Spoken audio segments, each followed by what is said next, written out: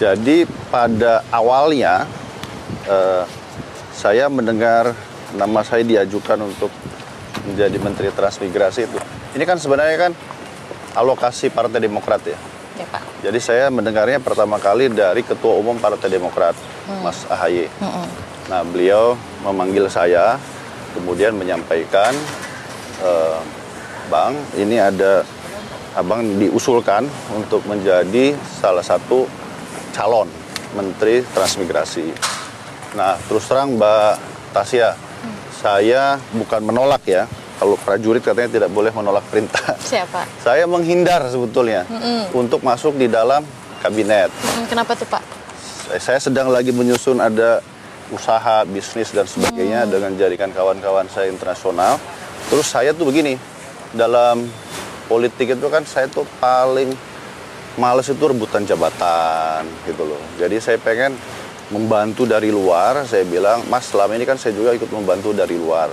Jadi kalau misalkan saya yakin ada ratusan orang yang pantas menjadi Menteri Transmigrasi dan mungkin ada puluhan ribu yang merasa pantas untuk menjadi Menteri Transmigrasi. Biarkan saja beliau-beliau yang kita ajukan begitu. Tapi kemudian Mas AHY meyakinkan saya bahwa, Bang, nanti yang memutuskan Pak Prabowo, bukan saya. Nah, kita tidak ingin Demokrat diberikan tanggung jawab untuk mengurus transmigrasi itu, kemudian kita ajukan dan kemudian tidak dipilih oleh Pak Prabowo. Pak Prabowo dalam konteks memutuskan untuk memilih menteri, pastikan yang pertama kali beliau harus kenal kan begitu. Yang beliau juga nyaman begitu. Kemudian yang kedua, yang saya tahu persis dari Pak Prabowo, waktu saya dipanggil ke Kertanegara, beliau menyampaikan, saya menginginkan Menteri Transmigrasi yang berlatar belakang militer. Gitu. Nah, beliau menyampaikan bahwa sebenarnya saya cari jenderal bintang 3 atau bintang 4 gitu. Tapi terus kemudian beliau sampaikan, saya yakin kamu bisalah gitu, mengemban tugas itu. Saya kemudian coba riset begitu. Memang dulu itu Kementerian Transmigrasi ini dipegang oleh para jenderal ya. Siapa? Walaupun tidak semuanya ya. Ada dulu pernah Letnan 2 Profesor Dr. Subroto yang kelak kemudian menjadi Sekjen OPEC dan Menteri SDM Pertambangan ya waktu itu dan Energi. Itu juga dulu pernah jadi Menteri Transmigrasi. Kemudian ada Letnan Jenderal Sugiarto, mantan Kasospol ABRI. Itu juga menjadi Menteri Transmigrasi. Kemudian ada juga Pak Hendro Priyono, Jenderal Hendro Priyono itu juga pernah menjadi Menteri Transmigrasi. Iya, yang salah satu yang populer ada pernah dari sipil Pak Siswono gitu. Berarti latar belakang sebagai militer ini menjadi alasan Prabowo Subianto memilih Iftita Sulaiman Surinegara untuk menjadi Menteri Transmigrasi ya, Pak? Betul. Baiklah kawan, itulah tadi ya apa yang disampaikan oleh Mas Iftita. Itu sangat benar. Kenapa saya benarkan? Karena terkadang saya diskusi dengan beliau ya. Terkadang diskusi dengan beliau. Dan Mas Iftita ini memang bukan orang gila jabatan. Ya. Bukan orang gila jabatan. Beliau bergerak selama ini di belakang layar. Beliau pernah sampaikan kepada saya ya waktu pertemuan di Cibubur kalau nggak salah itu. Mas lihat nggak di Taman Makam Pahlawan di Kalibata, di situ ada kuburan tapi tidak ada namanya.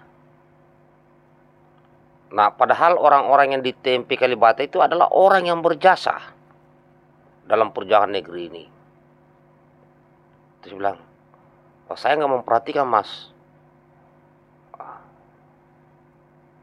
Ternyata ada makna di balik semua itu, bahwa ada yang berjuang tampil di depan dan ada yang berjuang di balik layar yang tidak dikenal namanya. Nah, waktu itu ya Mas Iftita mengambil yang di balik layar. Ya. Dan selalu juga beliau katakan, kita dukung yang terbaik di antara yang terbaik. Nah, kami mau lihat di situ sosok ya yang terbaik di antara yang terbaik yang kami kenal di kalangan seumuran kami adalah Mas AHY. Jadi kita diskusilah banyak hal. Jadi Pak Iftitah menjadi Menteri Transmigrasi itu tidak pernah terpikirkan. Tidak pernah sama sekali. Ya. Kebanggaan beliau itu adalah di saat bisa membantu sesuai kemampuan, ya, bisa membantu orang sesuai kemampuannya. Itu kebanggaan Pak Iftitah itu. Saya saja ini, ya kan sangat dekat lah dengan Mas Iftitah ini, ya sangat dekat. Saya aja kaget, kok tiba-tiba Mas Iftitah menjadi menteri. Nah ternyata, ya inilah juga kehebatan, kecerdasan Mas AHY, melihat potensi seseorang, ya. Dan ini juga adalah kepiawaian Pak Prabowo. Ya, akhirnya Mas Iftitah sebagai yang di dalam dirinya adalah terdoktrin, ya terlatih sebagai seorang prajurit, ya apa boleh buat, melaksanakan perintah. Dan saya secara pribadi sangat yakin bahwa tugas Kementerian Transmigrasi bisa lah itu. Bisa Mas Iftitah itu, bisa. Ya. Karena memang Pak Prabowo menginginkan backgroundnya itu militer. Ya, backgroundnya militer. Karena bisa jadi di wilayah transmigrasi itu akan banyak masalah, wilayah baru. Maka harus ditangani oleh yang ex-militer. Kenapa? Ex-militer ini tahu cara menyelesaikan masalah, ya, diajari cara menyelesaikan masalah, ya. Makanya disebutlah ada namanya teritorial, ada namanya pelajaran teritorial. Jadi menyelesaikan masalah dengan masyarakat yang di wilayah yang baru. Jadi saya melihatnya Pak Iftitah ini bukan orang gila jabatan di politik, bukan. Kalau tidak ada perintah, tidak akan mungkin mau. Dan saya yakin Pak Iftitah tidak akan minta mau mengatakan, saya minta jabatan ini politik, ini jabatan politik. Enggak akan. Kecuali atas perintah. Dan saya akui yang memberikan perintah ini, ya sekali lagi sangat cerdas melihat sosok Pak Iftitah.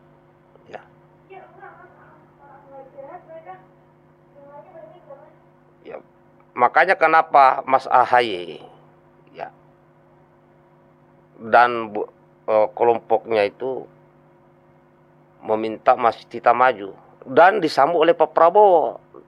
Karena ya Mas AHY sudah tahu kapasitas Pak Iftitah. Ya cuma sekali lagi Pak Iftitah ini orang yang tidak pernah meminta jabatan. Ya sama lah dengan kayak saya, nggak bisa minta jabatan. Tapi kalau diperintah, dijalankan sesuai kemampuan dan batas kemampuan. Yang tidak dipahami, kutanyakan kepada orang yang memberi perintah. Kalau memang saya tidak memahami, namanya prajurit. Dan saya yakin juga, ya letting-lettingan saya, angkatan saya, adik-adik saya, ya abang-abang saya, senior-senior saya, yang lulusan akademi, ya pasti orang-orang hebat. Baik darat, laut, udara maupun Polri. Ya, itu pondasinya atau dasarnya itu orang hebat. Makanya terpilih masuk menjadi Taruna Akademi. Bayangkan, ya masuk akademi itu super ketat seleksinya. Di antara ratusan ribu anak muda putra-putri ini Indonesia ini mau masuk di akademi, yang terseleksi hanya 1.000 orang lebih. Karena memang ketat. Jadi sekali lagi kepada sahabat Quran Indonesia, ya Pak Iftitah itu ya menjadi menteri karena ya karena keinginan daripada Mas AHY, ya ketum Demokrat Pak SBY, dan disambut baik oleh Pak Prabowo. Sehingga saya melihatnya Pak Iftita ini kalaupun apa-apa pasti termonitor oleh orang-orang yang hebat. Orang-orang yang akalnya tidak nyampe tidak akan termonitor, tidak akan memonitor siapa Mas Iftita. Jadi yang bisa memonitor ya kecerdasan Mas Iftita adalah memang orang-orang yang hebat seperti Mas AHY, Pak SBY, Pak Prabowo. Jadi di sini saya hanya bisa mengucapkan selamat bertugas Mas. Ya, saya yakin Mas Iftita bisa. Dan saya juga doakan Mas AHY sebagai generasi muda, harapan masa depan bangsa Indonesia juga sehat selalu dan yang ada di sekelilingnya. Selamat bekerja Pak Menteri, salam hormat.